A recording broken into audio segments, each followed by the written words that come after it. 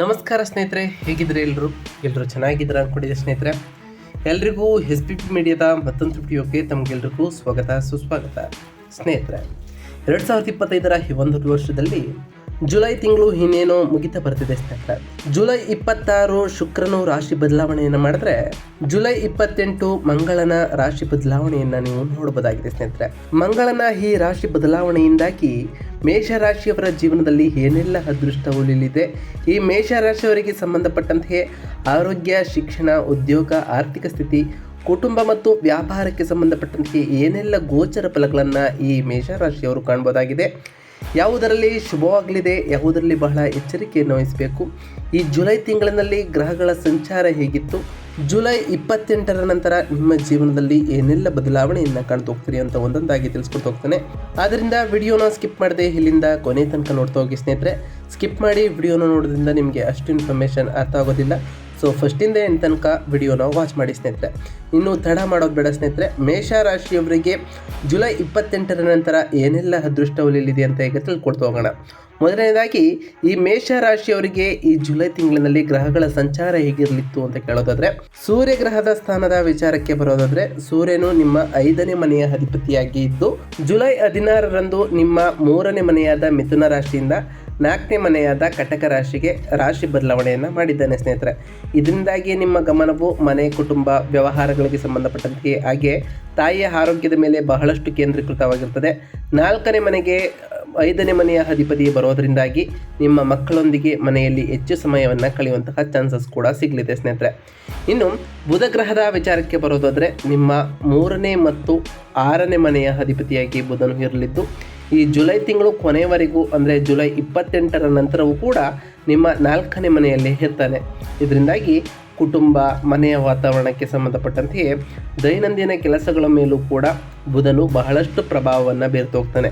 ಇನ್ನು ಶುಕ್ರ ಗ್ರಹದ ವಿಚಾರಕ್ಕೆ ಬರೋದಾದರೆ, ನಿಮ್ಮ 2ನೇ ಮತ್ತು 7ನೇ ಮನೆಯ ಅಧಿಪತಿಯಾಗಿ ಶುಕ್ರನು ಇರಲಿದ್ದು ಇದೇ ತಿಂಗಳ ಜುಲೈ 26ರಂದು 2ನೇ ಮನೆಯಾದ ವೃಷಭ ರಾಶಿಯಿಂದ 3ನೇ ಮನೆಯಾದ ಮಿಥುನ ರಾಶಿಗೆ ರಾಶಿ ಬದಲಾವಣೆಯನ್ನು ಮಾಡ್ತಾ ಹೋಗ್ತಾನೆ. ಇದರಿಂದಾಗಿ ಸಂಬಂಧಗಳು ಇಂಪ್ರೂವ್ಮೆಂಟನ್ನು ಕಾಣ್ತಾ ಹೋಗ್ತವೆ. ಹಣ ಮತ್ತು ಮೌಲ್ಯಗಳಿಗೆ ಸಂಬಂಧಪಟ್ಟಂತೆಯೇ ಸಾಕಷ್ಟು ಬದಲಾವಣೆಯನ್ನು ಕಾಣ್ತಾ ಹೋಗ್ತೀರಿ. ಇನ್ನು ಮುಖ್ಯವಾಗಿ ಮಂಗಳ ಗ್ರಹದ ವಿಚಾರಕ್ಕೆ ಬರೋದಾದರೆ, ನಿಮ್ಮ 1ನೇ ಮತ್ತು 8ನೇ ಮನೆಯ ಅಧಿಪತಿಯಾಗಿ ಮಂಗಳನು ಇರೋದ್ರಿಂದ ಜುಲೈ 28ರಂದು ನಿಮ್ಮ 5ನೇ ಮನೆಯ ರಾಶಿಯಾದ ಸಿಂಹರಾಶಿಯಿಂದ 6ನೇ ಮನೆಯಾದ ರಾಶಿ ಕನ್ಯಾ ರಾಶಿಗೆ ಹೋಗ್ತಾನೆ ಸ್ನೇಹಿತರೆ. ಇದರಿಂದಾಗಿ ನಿಮ್ಮ ಆರೋಗ್ಯಕ್ಕೆ ಸಂಬಂಧಪಟ್ಟಂತೆಯೇ ದೈನಂದಿನ ಕೆಲಸಗಳಿಗೆ ಸಂಬಂಧಪಟ್ಟಂತೆಯೇ ಮತ್ತು ಸ್ಪರ್ಧೆಯಂತಹ ವಿಷಯಗಳ ಮೇಲೆ ಮಂಗಳನು ಸಾಕಷ್ಟು ಪ್ರಭಾವವನ್ನು ಬೀರ್ತಾ ಹೋಗ್ತಾನೆ ಸ್ನೇಹಿತರೆ. ಇನ್ನು ಗುರುಗ್ರಹದ ವಿಚಾರಕ್ಕೆ ಬರೋದಾದರೆ, ಗುರು ನಿಮ್ಮ 6ನೇ ಮತ್ತು 12ನೇ ಮನೆಯ ಅಧಿಪತಿಯಾಗಿ ಇರಲಿದ್ದು ಜುಲೈ ತಿಂಗಳು ಕೊನೆವರೆಗೂ ಅಂದರೆ ಜುಲೈ 28ರ ನಂತರವರೆಗೂ ನಿಮ್ಮ 3ನೇ ಮನೆಯಲ್ಲಿ ಇರ್ತಾನೆ ಸ್ನೇಹಿತರೆ. ಇದರಿಂದಾಗಿ ನಿಮ್ಮ ಅದೃಷ್ಟ ಕೂಡಿ ಬರ್ತಾ ಹೋಗ್ತದೆ. ಉನ್ನತ ಶಿಕ್ಷಣ, ಆಧ್ಯಾತ್ಮಿಕ ವಿಷಯಗಳ ಮೇಲೆ, ಪ್ರಯಾಣದ ಮೇಲೆ ಸಾಕಷ್ಟು ಪ್ರಭಾವವನ್ನು ಈ ಗುರು ಬೀರ್ತಾ ಹೋಗ್ತಾನೆ. ಇನ್ನು ಶನಿ ಗ್ರಹದ ವಿಚಾರಕ್ಕೆ ಬರೋದಾದರೆ, ಶನಿ ನಿಮ್ಮ 10ನೇ ಮತ್ತು 11ನೇ ಮನೆಯ ಅಧಿಪತಿಯಾಗಿ ಇರಲಿದ್ದು ಈ ಜುಲೈ ತಿಂಗಳು ಕೊನೆಯವರೆಗೂ ನಿಮ್ಮ 12ನೇ ಮನೆಯಲ್ಲಿ ಶನಿ ಇರಲಿದ್ದು ಇದರಿಂದ ಖರ್ಚುಗಳಿಗೆ ಸಂಬಂಧಪಟ್ಟಂತಹ ವಿಷಯದಲ್ಲಿ, ನಷ್ಟಗಳ ವಿಷಯದಲ್ಲಿ, ಆಧ್ಯಾತ್ಮಿಕ ವಿಷಯಗಳಲ್ಲಿ ಹಾಗೆ ವಿದೇಶಿ ವ್ಯವಹಾರಗಳ ಮೇಲೆ ನೀವು ಗಮನವನ್ನು ಹರಿಸಬೇಕಾಗಿರ್ತದೆ ಸ್ನೇಹಿತರೆ. ಇನ್ನು ರಾಹು ಗ್ರಹದ ವಿಚಾರಕ್ಕೆ ಬರೋದಾದರೆ, ರಾಹು ನಿಮ್ಮ 11ನೇ ಮನೆಯಲ್ಲಿ ಇರ್ತಾನೆ. ಇದರಿಂದಾಗಿ ಲಾಭಗಳು, ಆಸೆಗಳು ಮತ್ತು ಸ್ನೇಹ ಸಂಬಂಧಗಳ ವಿಷಯಗಳಲ್ಲಿ ಸಾಕಷ್ಟು ಪ್ರಭಾವವನ್ನು ರಾಹು ಬೀರ್ತಾ ಹೋಗ್ತಾನೆ. ಇನ್ನು ಕೇತು ಗ್ರಹದ ವಿಚಾರಕ್ಕೆ ಬರೋದಾದರೆ, ಕೇತು 5ನೇ ಮನೆಯಲ್ಲಿ ಇರಲಿದ್ದು ಇದರಿಂದ ಸೃಜನಶೀಲತೆ, ಮಕ್ಕಳು ಮತ್ತು ಪ್ರೇಮ ವ್ಯವಹಾರಗಳ ಬಗೆಗಿನ ದೃಷ್ಟಿಯಲ್ಲಿ ಬದಲಾವಣೆಗಳನ್ನು ನೀವು ಕಾಣ್ಬೋದಾಗಿದೆ ಸ್ನೇಹಿತರೆ. ಒಟ್ಟಾರೆಯಾಗಿ ಈ ಜುಲೈ ತಿಂಗಳು ನೀವು ಮಿಶ್ರ ಫಲಿತಾಂಶವನ್ನು ಕಂಡಿರ್ತೀರಿ. ಒಂದೆಡೆ ಆಕಸ್ಮಿಕ ಲಾಭಗಳು ಉಂಟಾಗಿರ್ತದೆ, ಒಂದೆಡೆ ಧೈರ್ಯವು ನಿಮ್ಮನ್ನು ಉತ್ತೇಜಿಸ ಬಂದಿರ್ತದೆ ಸ್ನೇಹಿತರೆ. ಖರ್ಚುಗಳು, ವೃತ್ತಿಪರ ಒತ್ತಡಗಳು, ಆರೋಗ್ಯ ಸಮಸ್ಯೆಗಳಂತಹ ಸಮಸ್ಯೆಗಳು ನಿಮ್ಮ ಪರೀಕ್ಷಿಸುವಂತಹ ಸಮಯ ಈ ತಿಂಗಳಾಗಿದ್ದು ಗ್ರಹಗಳ ಸಂಚಾರವು ನಿಮಗೆ ಕೆಲವು ವಿಷಯಗಳಲ್ಲಿ ಅದ್ಭುತ ಅವಕಾಶಗಳನ್ನು ನೀಡ್ತಾ ಬಂದಿದೆ. ಇತರ ವಿಷಯಗಳಲ್ಲಿ ತಾಳ್ಮೆ, ಸಹನೆ ಮತ್ತು ಯೋಜನೆಯ ಅಗತ್ಯವನ್ನು ಸೂಚಿಸ್ತಾ ಹೋಗ್ತದೆ ಸ್ನೇಹಿತರೆ. ಈ ತಿಂಗಳು ನೀವು ತೆಗೆದುಕೊಳ್ಳುವಂತಹ ನಿರ್ಧಾರಗಳು ನಿಮ್ಮ ಭವಿಷ್ಯದ ಮೇಲೆ ಸಾಕಷ್ಟು ಪರಿಣಾಮವನ್ನು ಬೀರಿದೆ. ಹಾಗೆಯೇ ಜುಲೈ 28ರ ನಂತರವೂ ಕೂಡ ನಿಮ್ಮ ಜೀವನದಲ್ಲಿ ಸಾಕಷ್ಟು ಬದಲಾವಣೆಯನ್ನು ಕಾಣ್ತಾ ಹೋಗ್ತದೆ. ಏಕೆಂದರೆ ಮಂಗಳನು ರಾಶಿ ಬದಲಾವಣೆಯಿಂದ ಮಾಡೋದ್ರಿಂದಾಗಿ ನಿಮ್ಮ ಜೀವನದಲ್ಲಿ ಸಾಕಷ್ಟು ಬದಲಾವಣೆಯನ್ನು ಕಾಣ್ಬೋದು. ಪ್ರತಿ ಗ್ರಹಗಳ ಸಂಚಾರದಿಂದ ಕೆಲವೊಂದಿಷ್ಟು ಸಕಾರಾತ್ಮಕ ಪ್ರಭಾವವನ್ನು ಈ ಮೇಷ ರಾಶಿಯವರು ಕಾಣಬಹುದಾಗಿದೆ ಸ್ನೇಹಿತರೆ. ಇನ್ನು ಹಣಕಾಸಿನ ವಿಚಾರಕ್ಕೆ ಸಂಬಂಧಪಟ್ಟಂತೆ ಹೇಳ್ತಾ ಹೋಗೋದಾದ್ರೆ ಜುಲೈ 28ರ ನಂತರ ನಿಮ್ಮ ಲಾಭದ ಸ್ಥಾನದಲ್ಲಿ 11ನೇ ಮನೆಯಲ್ಲಿ ರಾಹುವಿನ ಸಂಚಾರ ಭಾಗದಿಂದಾಗಿ ನಿಮಗೆ ಅನಿರೀಕ್ಷಿತ ಧನಲಾಭಗಳು ಉಂಟಾಗುವಂತಹ ಚಾನ್ಸಸ್ ಇರಲಿದೆ. ಆಕಸ್ಮಿಕ ಆದಾಯದ ಮಾರ್ಗಗಳು ಎದುರಾಗ್ತಾ ಹೋಗ್ತವೆ ಸ್ನೇಹಿತರೆ. ಶೇರ್ ಮಾರುಕಟ್ಟೆ ಹಾಗೆ ಊಹಾತ್ಮಕ ಚಟುವಟಿಕೆಗಳಲ್ಲಿ ನೀವು ಕೆಲಸವನ್ನು ಮಾಡ್ತಿದ್ರೆ ಅದರಿಂದ ಲಾಭವನ್ನು ಪಡೆಯುವಂತಹ ಚಾನ್ಸಸ್ ಕೂಡ ಇರಲಿದ್ದು, ಸ್ನೇಹಿತರು ಅಥವಾ ಹಿರಿಯ ಸಹೋದರನಿಂದ ಆರ್ಥಿಕ ಸಹಾಯವೂ ಕೂಡ ನಿಮಗೆ ದೊರಕ್ತಾ ಹೋಗ್ತದೆ ಸ್ನೇಹಿತರೆ. ಇನ್ನು ನಿಮ್ಮ ವ್ಯಯದ ಸ್ಥಾನದಲ್ಲಿ 12ನೇ ಮನೆಯಲ್ಲಿ ಶನಿ ಇರೋದ್ರಿಂದಾಗಿ ಗಳಿಕೆಗಿಂತ ಹೆಚ್ಚಿನ ಖರ್ಚುಗಳು ಕೂಡ ಜುಲೈ 28ರ ನಂತರ ಉಂಟಾಗ್ಬೋದು. ಈ ತಿಂಗಳಿನಲ್ಲಿ ನಿಮಗೆ ಹೇಗೆ ಉಂಟಾಗಿತ್ತೋ ಹಾಗೆ ಮುಂದಿನ ಈ 28ರ ನಂತರ ಉಂಟಾಗ್ತಾ ಹೋಗ್ತದೆ. ಅದರಿಂದ ಉಳಿತಾಯದ ಕಡೆ ಹೆಚ್ಚಿನ ಗಮನವನ್ನು ಕೊಡ್ತಾ ಹೋಗಿ. ವಿಶೇಷವಾಗಿ ಆರೋಗ್ಯ, ಕುಟುಂಬದ ಅಗತ್ಯತೆಗಳು ಮತ್ತು ಕಾನೂನು ವಿಷಯಗಳಿಗೆ ಹೆಚ್ಚು ಹಣ ಖರ್ಚಾಗುವಂತಹ, ಅದರಿಂದ ಒಂದು ಪ್ರಕಾರದ ಬಜೆಟ್ ಹಾಕಿಕೊಳ್ಳುವುದು ಬಹುಮುಖ್ಯವಾಗಿರ್ತದೆ ಸ್ನೇಹಿತರೆ. ಅನಗತ್ಯವಾದ ಖರ್ಚುಗಳನ್ನು ನಿಯಂತ್ರಿಸ್ತಾ ಬಂದರೆ ಉತ್ತಮವಾದ ಜೀವನವನ್ನು ನೀವು ನಡೆಸಬಹುದಾಗಿದೆ ಸ್ನೇಹಿತರೆ. ಇನ್ನು ಕುಟುಂಬ ಮತ್ತು ಸಂಬಂಧಗಳ ವಿಚಾರಕ್ಕೆ ಬರೋದಾದರೆ ಕುಟುಂಬದಲ್ಲಿ ಸಾಮಾನ್ಯವಾದ ಅಂಶಗಳನ್ನು ಈ ಜುಲೈ ತಿಂಗಳಿನಲ್ಲಿ ಕಂಡಿರ್ತೀರಿ. 4ನೇ ಮನೆಯಲ್ಲಿ ಬುಧ ಇರೋದ್ರಿಂದಾಗಿ ಕುಟುಂಬ ಸಂಬಂಧರೊಂದಿಗೆ ಸಂವಹನವೂ ಕೂಡ ಹೆಚ್ಚಾಗಿರುತ್ತದೆ. ಮನೆಯಲ್ಲಿ ಸಂಬಂಧಿಕರ ಓಡಾಟವೂ ಕೂಡ ಇರ್ಬೋದು.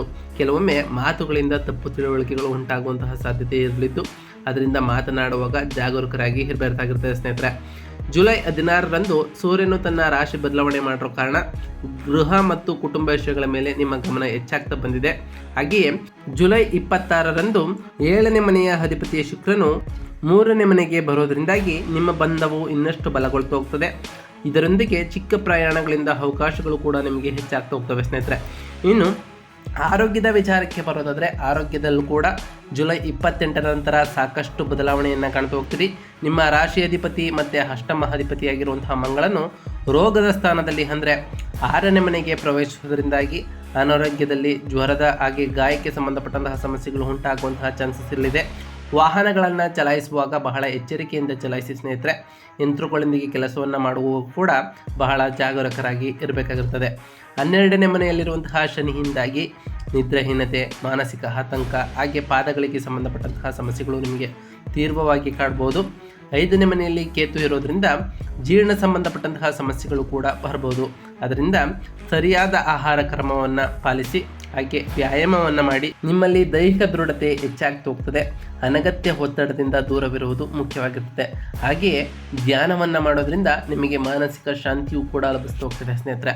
ಇನ್ನು ವ್ಯಾಪಾರದ ವಿಚಾರಕ್ಕೆ ಬರೋದಾದರೆ ವ್ಯಾಪಾರದಲ್ಲಿ ಈ ತಿಂಗಳು ಸಾಮಾನ್ಯವಾಗಿ ಲಾಭ ನಷ್ಟಗಳು ನಿಮಗೆ ಉಂಟಾಗಿರ್ತದೆ.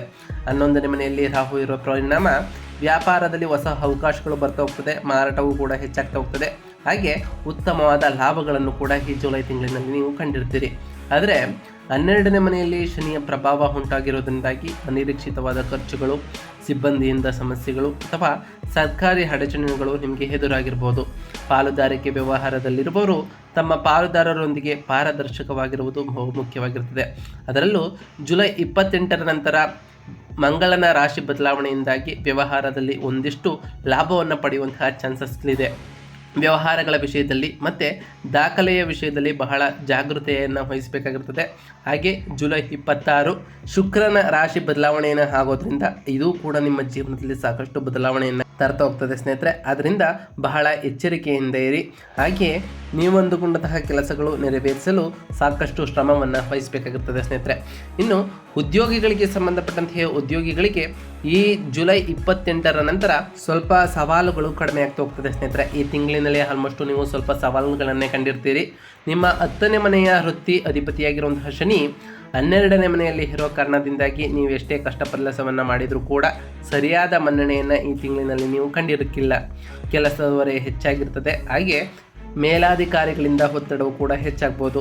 ಇದರಿಂದ ಸಹೋದ್ಯೋಗಿಗಳಲ್ಲಿ ಸಣ್ಣ ಪುಟ್ಟ ಭಿನ್ನಾಭಿಪ್ರಾಯಗಳು ನಿಮ್ಮಲ್ಲಿ ಎದುರಾಗಿರ್ಬೋದು ಸ್ನೇಹಿತರೆ. ವಾದಗಳಿಂದ ದೂರವಿರುವುದು ಈ ತಿಂಗಳಿನಲ್ಲಿ ನಿಮಗೆ ಉತ್ತಮವಾಗಿರ್ತದೆ. ಅದರಲ್ಲೂ ಜುಲೈ 28ರ ನಂತರ ನಿಮ್ಮ ವೃತ್ತಿಯಲ್ಲಿ ಸಾಕಷ್ಟು ಸಕಾರಾತ್ಮಕ ಪ್ರಭಾವವನ್ನೇ ಕಾಣ್ತಾ ಹೋಗ್ತೀರಿ. 9ನೇ ಮನೆಯ ಅಧಿಪತಿ ಗುರು 3ನೇ ಮನೆಯಲ್ಲಿ ಇರೋದ್ರಿಂದ ನಿಮ್ಮ ಧೈರ್ಯ ಮತ್ತು ಸಾಹಸಗಳು ಹೆಚ್ಚಾಗ್ತಾ ಹೋಗ್ತವೆ. ಈ ಸವಾಲುಗಳನ್ನು ಎದುರಿಸುವಂತಹ ಶಕ್ತಿಯು ಕೂಡ ನಿಮಗೆ ದೊರಕ್ತಾ ಹೋಗ್ತದೆ.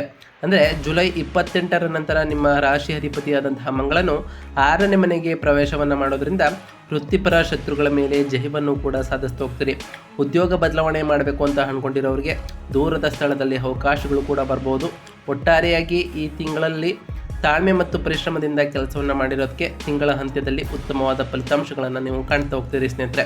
ಇನ್ನು ವಿದ್ಯಾರ್ಥಿಗಳಿಗೆ ಸಂಬಂಧಪಟ್ಟಂತೆ ಹೇಳ್ತಾ ಹೋಗೋದಾದರೆ, ವಿದ್ಯಾರ್ಥಿಗಳಿಗೆ ಈ ಜುಲೈ ತಿಂಗಳು ಒಂದು ಏಕಾಗ್ರತೆಯ ಕೊರತೆ ಉಂಟಾಗುವಂತಹ ಸಮಯ ಇದಾಗಿತ್ತು. ನಿಮ್ಮ 5ನೇ ಮನೆಯಲ್ಲಿ ಕೇತುವಿನ ಸಂಚಾರ ಆಗಿರೋದ್ರಿಂದ ಓದಿನ ಮೇಲೆ ಗಮನ ಹರಿಸಿರುವುದು ಕಷ್ಟವಾಗಿರ್ಬೋದು. ಮನಸ್ಸು ಅನಗತ್ಯ ವಿಷಯಗಳ ಮೇಲೆ ಸಾಕಷ್ಟು ಹೊರಳುತ್ತಿರ್ಬೋದು ಸ್ನೇಹಿತರೆ. ನೀವು ನಿರೀಕ್ಷಿತ ಫಲಿತಾಂಶಗಳನ್ನು ಸಾಧಿಸಲು ಇಂದಿಗಿಂತ ಹೆಚ್ಚು ಕಷ್ಟವನ್ನು ಪಟ್ಟಿರ್ತೀರಿ. ಆದರೆ ಉನ್ನತ ಶಿಕ್ಷಣವನ್ನು ಕಲಿಯುವಂಥವರಿಗೆ ಗುರುವಿನ ಅನುಕೂಲಕರವಾದ ದೃಷ್ಟಿಯಿಂದ ಸ್ವಲ್ಪ ಮಟ್ಟಿಗೆ ಪ್ರಯೋಜನವೂ ಕೂಡ ಆಗಿರ್ಬೋದು. ಆದರೆ ಜುಲೈ 28ರ ನಂತರ ಮಂಗಳನು ರಾಶಿ ಬದಲಾವಣೆಯನ್ನು ಮಾಡೋದ್ರಿಂದಾಗಿ ನಿಮ್ಮ ಜೀವನದಲ್ಲಿ ಸಾಕಷ್ಟು ಬದಲಾವಣೆಯನ್ನು ಕಾಣ್ತಾ ಹೋಗ್ತೀರಿ. ಇದರಿಂದ ವಿದ್ಯಾರ್ಥಿಗಳಲ್ಲಿ ಸ್ಮರಣ ಶಕ್ತಿ ಹೆಚ್ಚಾಗ್ತಾ ಹೋಗ್ತದೆ. ಹಾಗೆಯೇ ನೀವು ಅಂದುಕೊಂಡಂತಹ ಕೆಲಸವನ್ನು ಸುಲಭವಾಗಿ ಮಾಡ್ತಾ ಹೋಗ್ತೀರಿ ಸ್ನೇಹಿತರೆ. ಪ್ರಮುಖವಾಗಿ ವಿದ್ಯಾರ್ಥಿಗಳು ಈ ಟೈಮ್ನಲ್ಲಿ ಬಹಳ ಎಚ್ಚರಿಕೆಯಿಂದ ಓದಿನತ್ತ ಗಮನವನ್ನು ಕೊಡಬೇಕು. ಆ ಕಡೆ ಈ ಕಡೆ ಗಮನವನ್ನು ಹರಿಸಬೇಡಿ ಸ್ನೇಹಿತರೆ. ಏಕಾಗ್ರತೆಯಿಂದ ಶ್ರದ್ಧೆಯಿಂದ ಸಮಯ ಪರಿಪಾಲನೆ ಮಾಡಿಕೊಂಡು ನೀವು ಓದಿದ್ದೇ ಆದರೆ ಉತ್ತಮ ಯಶಸ್ಸನ್ನು ಕಾಣ್ಬೋದಾಗಿದೆ ಸ್ನೇಹಿತರೆ. ಕೋಪ ಮತ್ತು ಅಸಹನೆಯನ್ನು ನಿಯಂತ್ರಿಸುವುದು ಯಶಸ್ಸಿಗೆ ಮುಖ್ಯ ಸಾಧನವಾಗಿರ್ತದೆ. ಅದರಿಂದ ಕೋಪ ಮತ್ತು ಅಸಹನೆಯನ್ನು ನಿಯಂತ್ರಿಸುವುದನ್ನು ನೀವು ಕಲಿಬೇಕಾಗಿರ್ತದೆ ಸ್ನೇಹಿತರೆ. ಇನ್ನು ಈ ಮೇಷ ರಾಶಿಯವರಿಗೆ ನಾವು ತಿಳಿಸ್ಕೊಡುವಂತಹ ಸರಳ ಪರಿಹಾರಗಳೇನು ಅಂತ ಕೇಳೋದಾದರೆ, ಈ ಮೇಷ ರಾಶಿಯವರು ಪ್ರತಿ ಮಂಗಳವಾರದಂದು ಓಂ ಅಂಗರಾಯಕಾಯ ನಮಃ ಎಂಬ ಮಂತ್ರವನ್ನು ಜಪಿಸಿ ಸ್ನೇಹಿತರೆ. ಇದರಿಂದ ಆ ಮಂಗಳ ದೇವನ ಅನುಗ್ರಹಕ್ಕೆ ನೀವು ಪಾತ್ರರಾಗ್ತಾ ಹೋಗ್ತೀರಿ. ಹಾಗೆ ಮಂಗಳವಾರದಂದು ಹನುಮಾನ್ ಚಾಲಿಸವನ್ನು ಪಠಿಸಿ ಅಥವಾ ಆಲಿಸಿ ಸ್ನೇಹಿತರೆ. ಇದರಿಂದ ನಿಮ್ಮ ಧೈರ್ಯ ಮತ್ತು ಶಾಂತಿ ವೃದ್ಧಿಯಾಗ್ತಾ ಹೋಗ್ತದೆ. ಹಾಗೆ ಪ್ರತಿ ಶುಕ್ರವಾರದಂದು ತಾಯಿ ಲಕ್ಷ್ಮೀ ದೇವಿಯ ಆರಾಧನೆಯನ್ನು ಮಾಡಿ ಲಕ್ಷ್ಮೀ ದೇವಿಗೆ ಪ್ರಿಯವಾದಂತಹ ಬಿಳಿ ಹೂವನ್ನು ಅರ್ಪಿಸಿ ಪೂಜೆಯನ್ನು ಮಾಡೋದ್ರಿಂದ ನಿಮ್ಮ ಮನೆಯಲ್ಲಿ ಶಾಂತಿ ಸಮೃದ್ಧಿಯು ನೆಲೆಸಲಿದೆ. ಹಾಗೆ ಪ್ರತಿ ಶನಿವಾರದಂದು ಆ ಶನಿದೇವರ ಜಪವನ್ನು ಮಾಡಿ, ಸಾಧ್ಯವಾದರೆ ಶನಿದೇವರ ದೇವಾಲಯಕ್ಕೆ ತೆರಳಿ ಶನಿದೇವರಿಗೆ ಪ್ರಿಯವಾದಂತಹ ಕಪ್ಪು ಎಳ್ಳಿನ ಬತ್ತಿಯನ್ನು ಹಚ್ಚಿ ಸ್ನೇಹಿತರೆ. ಇನ್ನು ಗುರುವಾರದಂದು ಓಂ ಗುರುವೇ ನಮಃ ಎಂಬ ಮಂತ್ರವನ್ನು ಜಪಿಸಿ ಸ್ನೇಹಿತರೆ. ಇದರಿಂದ ಆ ಗುರುದೇವರ ಆಶೀರ್ವಾದಕ್ಕೆ ನೀವು ಪಾತ್ರರಾಗ್ತಾ ಹೋಗ್ತೀರಿ. ನಾವು ತಿಳಿಸ್ಕೊಟ್ಟಿರುವಂತಹ ಈ ಎಲ್ಲ ಸರಳ ಪರಿಹಾರಗಳನ್ನು ನೀವು ಮಾಡಿದ್ದೇ ಆದರೆ ನಿಮ್ಮ ಜೀವನದಲ್ಲಿ ಸಾಕಷ್ಟು ಬದಲಾವಣೆಯನ್ನು ಕಾಣ್ಬೋದಾಗಿದೆ ಸ್ನೇಹಿತರೆ. ಇದಾಗಿತ್ತು ಇವತ್ತಿನ ಒಂದು ವಿಡಿಯೋ ಸ್ನೇಹಿತರೆ. ವಿಡಿಯೋ ಇಷ್ಟ ಆಗಿತ್ತು ಅಂದರೆ ವಿಡಿಯೋಗೆ ಒಂದು ಲೈಕ್ ಮಾಡಿ. ಯಾರಿನ್ನೂ ಚಾನಲ್ನ ಸಬ್ಸ್ಕ್ರೈಬ್ ಮಾಡ್ಕೊಂಡಿಲ್ಲ ಅವರು ಈಗಲೇ ಸಬ್ಸ್ಕ್ರೈಬ್ ಮಾಡ್ಕೊಳ್ಳಿ. ಸಬ್ಸ್ಕ್ರೈಬ್ ಮಾಡ್ಕೊಂಡು ಪ್ರತಿನಿತ್ಯ ವಿಡಿಯೋನ ವಾಚ್ ಮಾಡ್ತಿರೋರಿಗೆ ಥ್ಯಾಂಕ್ ಯು ಸೋ ಮಚ್ ಅಂತ ಹೇಳ್ತಾ, ಹಾಗೆ ಕಮೆಂಟ್ನಲ್ಲಿ ಓಂ ಶನೈಶ್ವರಾಯ ನಮಃ, ಓಂ ಅಂಗರಾಯಕಾಯ ನಮಃ, ಓಂ ಗುರುವೇ ನಮಃ, ಓಂ ಲಕ್ಷ್ಮೀನಾರಾಯಣಾಯ ನಮಃ ಎಂದು ಕಮೆಂಟ್ ಮಾಡಿ ಸ್ನೇಹಿತರೆ. ಆ ಶನಿದೇವರು, ಗುರುದೇವರು, ಮಂಗಳದೇವ ಹಾಗೆ ಲಕ್ಷ್ಮೀನಾರಾಯಣ ನಿಮಗೆ ಆಯುಷ್ಯ ಆರೋಗ್ಯ ಸಮೃದ್ಧಿಯನ್ನು ಕೊಟ್ಟು ಕಾಪಾಡಲಿ ಅಂತಹ ದೇವರಲ್ಲಿ ಕೇಳ್ಕೊಳ್ತಾ ಇವತ್ತಿನ ಒಂದು ವಿಡಿಯೋನ ಮುಗಿಸ್ತಿದ್ದೀನಿ ಸ್ನೇಹಿತರೆ. ಸಿಗ್ತೀನಿ ಮತ್ತೊಂದು ವಿಡಿಯೋದೊಂದಿಗೆ. Thank you for watching.